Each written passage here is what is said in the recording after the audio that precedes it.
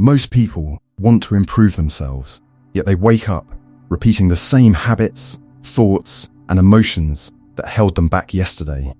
Improvement becomes a cycle of good intentions and old patterns, fighting for control. You tell yourself you'll change, but the mind quietly pulls you into familiar reactions: overthinking, comparison, procrastination, self-criticism. The real conflict is not between you and the world. It's between who you are today and who you keep promising yourself to become. Buddhist wisdom approaches this very differently.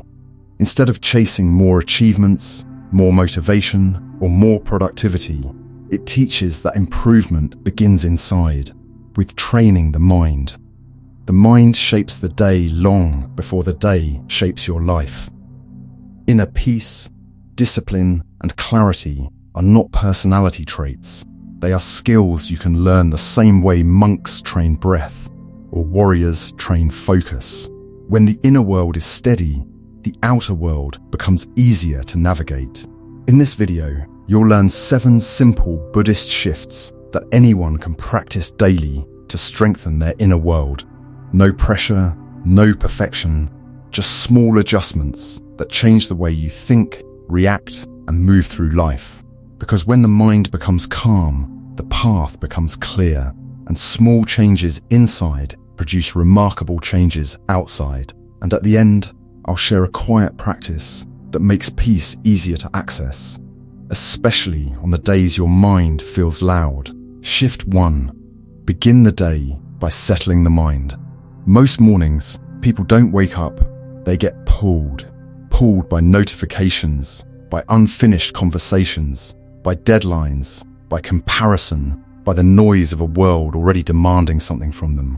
Before they even take the first conscious breath, their attention has already been hijacked. And when the morning begins in chaos, the whole day becomes a reaction. Buddhist teachers offer a simple reversal. Before you face the world, face your thoughts. The first minutes after waking determine the emotional tone of your day far more than most people realize. If the mind begins unsettled, the heart spends the rest of the day trying to catch up. But if the mind begins steady, the day becomes easier to navigate, not because life is calm, but because you are. Try this as an experiment. Sit on the edge of your bed for 60 seconds. 1 minute.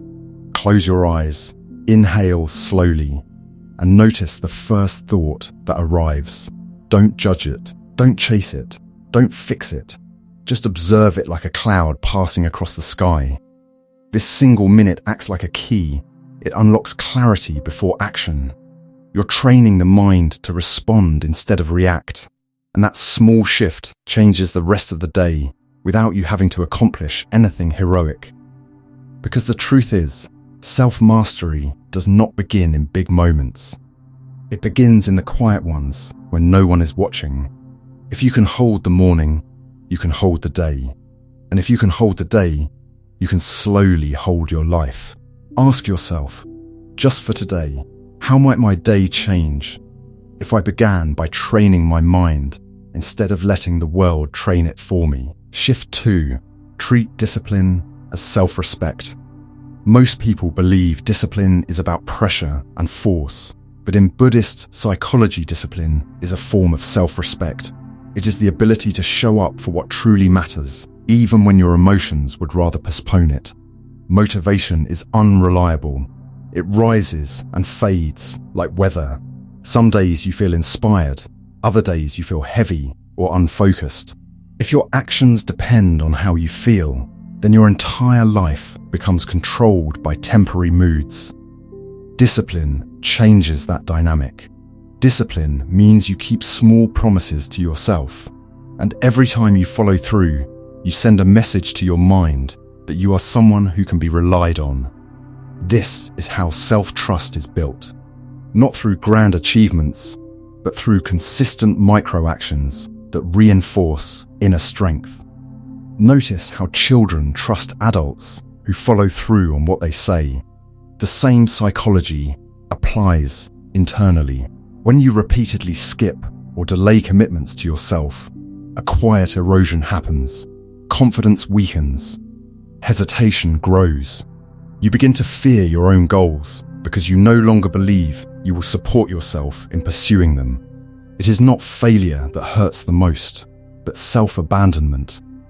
On the other hand, when you complete even the smallest task you intended to do, there is a grounded sense of dignity that follows it. It is not excitement or hype, but a calm certainty that you acted in alignment with your values. Over time, these small acts accumulate into a deeper personal identity, someone who follows through, someone who can be trusted, someone whose word means something. Try a simple experiment. Choose one small action for today and complete it without asking your mood for permission.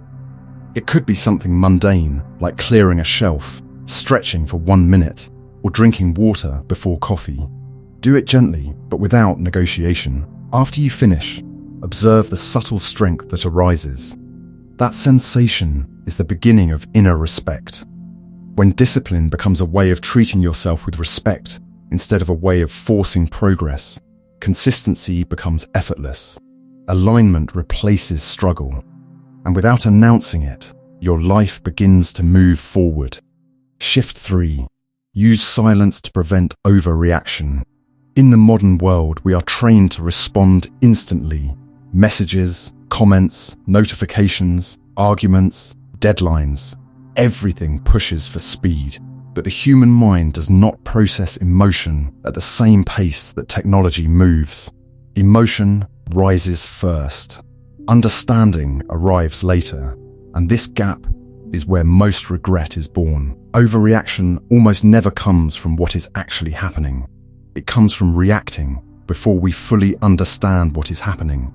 A person speaks sharply and you fire back. A mistake appears and you panic. A setback arrives and you spiral. Then, hours later, when the mind finally settles, clarity returns and you wonder why you responded the way you did. Silence prevents that cycle. In Buddhist training, silence is not emptiness. It is space.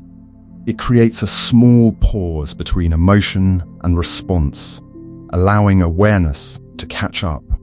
This tiny pause is powerful. It gives the nervous system time to settle, the heart time to soften, and the mind time to distinguish between what is true and what is merely emotional noise. Try a simple practice. Before responding to a triggering message, comment, situation, or thought, pause for 5 slow seconds. Do nothing inside those seconds. Do not rehearse your reply. Do not justify your feelings. Do not strategize. Simply allow silence to exist. In many cases, you will notice that the urge to react begins to dissolve on its own. When silence enters the space that used to be occupied by impulse, clarity becomes possible. You will find yourself able to ask better questions. What is actually needed here? Is this worth my energy? Is this about them or about my old triggers? These questions guide you toward responses instead of reactions. The benefit of silence is not only fewer conflicts, it is fewer regrets. It is the growing confidence that you can hold your inner world steady even when the external world is chaotic. Over time, silence becomes a form of strength, not the aggressive kind, but the mature kind. The kind that does not need to prove anything, yet changes everything. Shift 4. Purify intentions before you act. In Buddhism, intention is considered the hidden architect of life. 2 people can perform the same action, yet one ends the day feeling peaceful and fulfilled, while the other ends it stressed and restless. The difference is not in the action itself, but in the motive behind it. Why you act matters more than what you do. Most modern stress does not come from doing too much. It comes from doing for the wrong reasons. The ego constantly seeks approval, validation, applause, and recognition. It wants to be seen, admired, or admired for being seen. Intention, on the other hand, seeks alignment. It asks only one question: is this action in harmony with who I am becoming? Consider how heavy life feels when your motivation is driven by comparison. You post for validation, you work to be admired, you speak to impress, you hustle to prove yourself. Even if you succeed, the relief is temporary. You immediately look for the next task to protect that image. The ego is never done, but when the intention is pure, the same tasks feel lighter. You read because you want to learn, not to seem intelligent. You work because you want to grow, not because you fear falling behind. You help because compassion feels natural, not because you want praise. This alignment between intention and action creates peace instead of pressure. Try a simple reflection before acting. Is this for growth or for validation? Do not judge the answer, simply observe it. If it is for validation, pause for a moment. You may still choose to act, but the awareness itself begins to purify the motive. Awareness is the detergent of the mind. Watch how your body feels when intention is aligned. There is no tightness in the chest, no anxiety about outcomes, no obsessive looping over how others will perceive it. There is a natural ease. You act, you release, you move on. When intention is purified, effort becomes meditation instead of performance. Peace replaces pressure, and slowly you begin to notice that a good life is not built through endless productivity, but through actions that feel true to the soul you are trying to grow into. Shift 5. Let pain teach instead of break you. Pain is one of the few experiences every human shares, yet it is also one of the most misunderstood.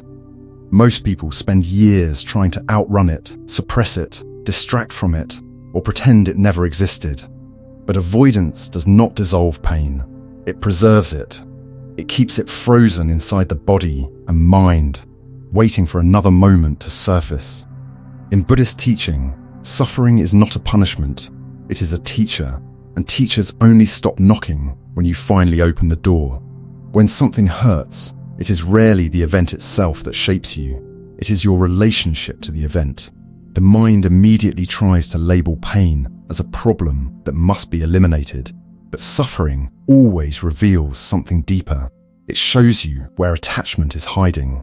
It shows you what you fear losing. It shows you where the ego clings the tightest. Pain is a mirror that does not lie. Avoiding pain prolongs it. When you numb, escape, or deny your hurt, the lesson remains incomplete. The wound turns into a loop. It repeats through similar relationships, similar disappointments, similar failures. Not because life is cruel, but because the mind repeats lessons until they are learned. Pain that is not processed becomes personality. Pain that is observed becomes wisdom. Try shifting the frame. Instead of asking, why is this happening to me? Ask, what is this experience trying to teach me? The question itself changes everything. Now the mind moves from resistance to reflection. Reflection is where meaning appears. Perhaps the loss is teaching you detachment. Perhaps the heartbreak is teaching you boundaries. Perhaps the failure is teaching you humility. Pain is rarely random. It is specific. And it is precise. Use a simple, reflective practice. Sit with a notebook when you feel emotional tension and write one sentence. What is this pain showing me about myself? Do not rush to fix it. Do not look for a neat lesson. Just observe. Observation itself is medicine.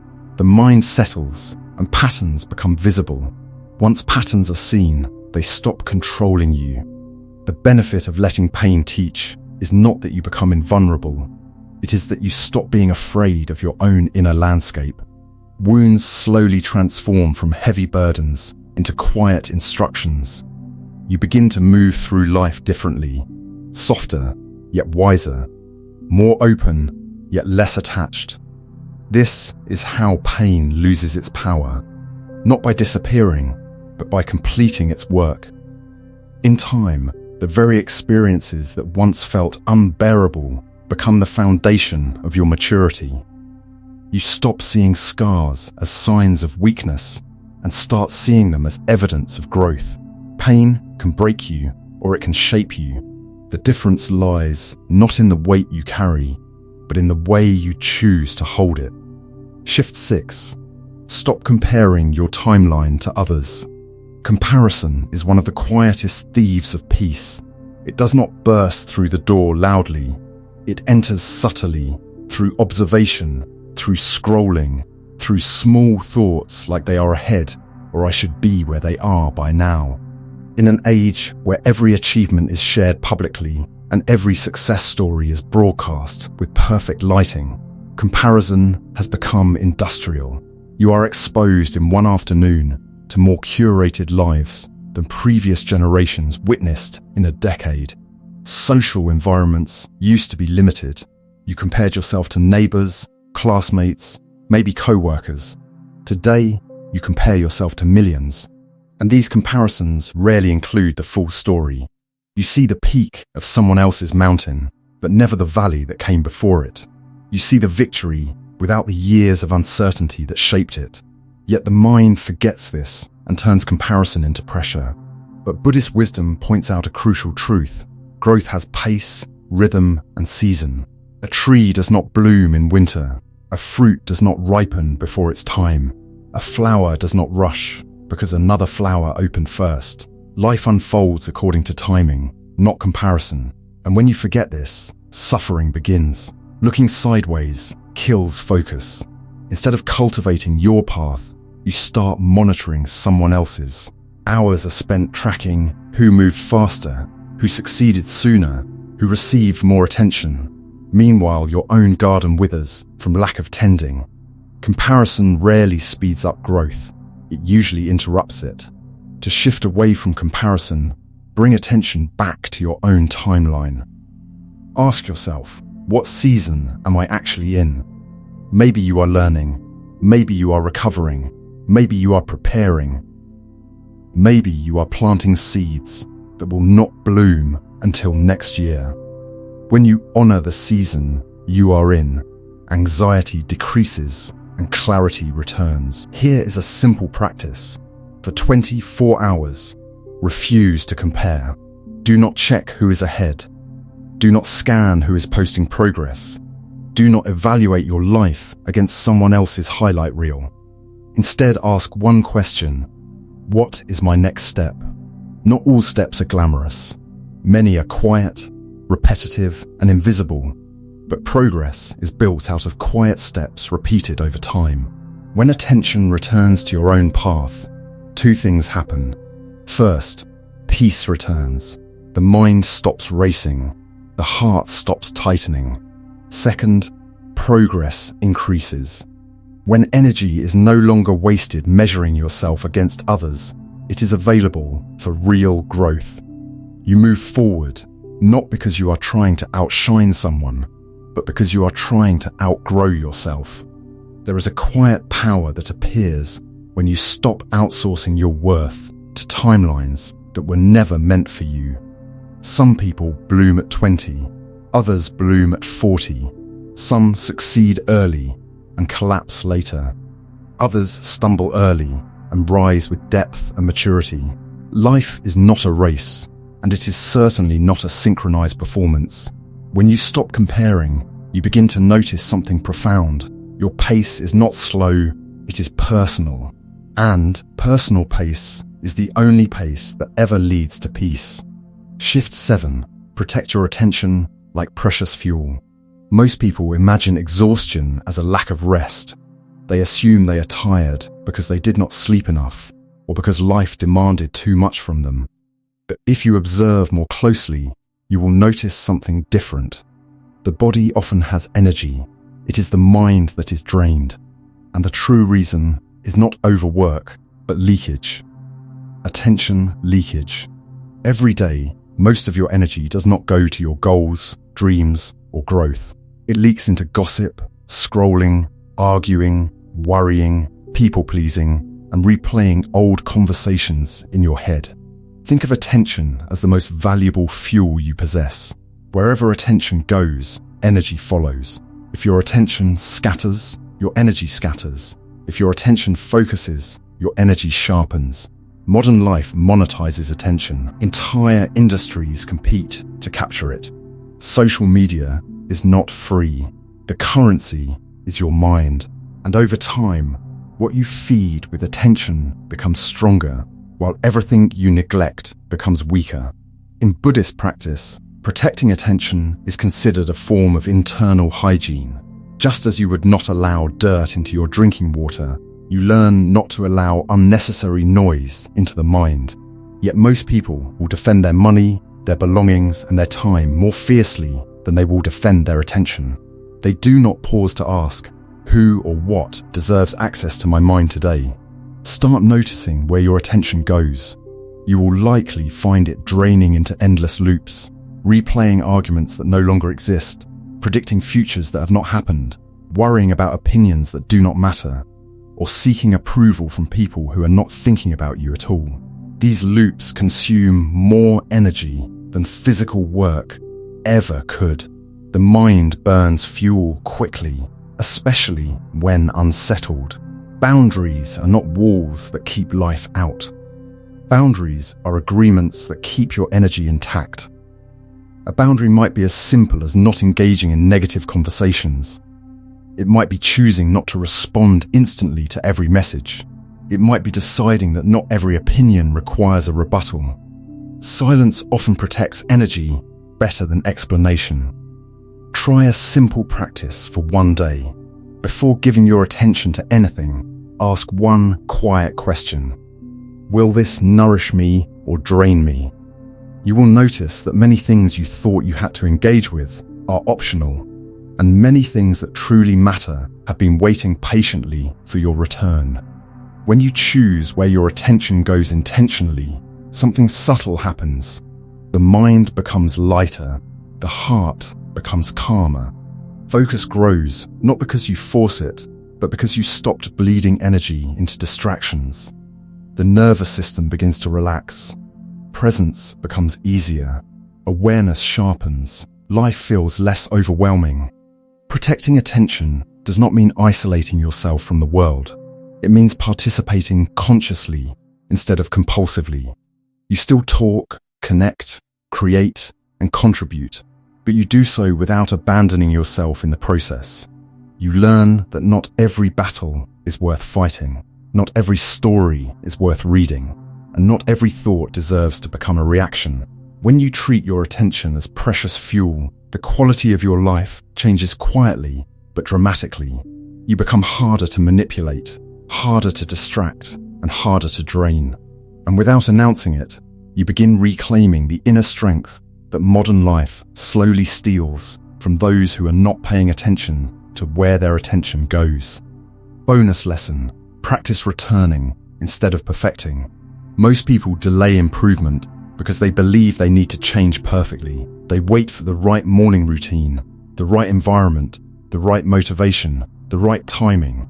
But perfection is a trap disguised as preparation. In Buddhist training, the emphasis is not on doing everything flawlessly, but on returning. Return to breath, return to awareness, return to intention, return to the path. The human mind will always drift. It wanders into comparison, into worry, into distraction, into old habits. That drift is not a personal failure. It is simply how attention behaves. The real failure is not drifting. It is refusing to return. Returning is an underrated spiritual skill. It is how consistency is built, not through force, but through reorientation. Consider how children learn to walk. They fall constantly, but their success comes from returning to standing over and over until balance becomes natural. Adults forget this lesson. The moment they stumble in a habit, they declare the journey ruined. They break a streak and abandon the practice. They miss a day and convince themselves the progress is gone. But growth is not lost because you fell. Growth is lost when you refuse to stand again. Try applying the returning mindset to your inner world. If you notice yourself scrolling for too long, return. If you catch yourself comparing, return. If you feel yourself rushing, return. If you are overwhelmed by noise, return. The power is not in never drifting, but in always having a place to return to. You can choose one simple anchor as your return point.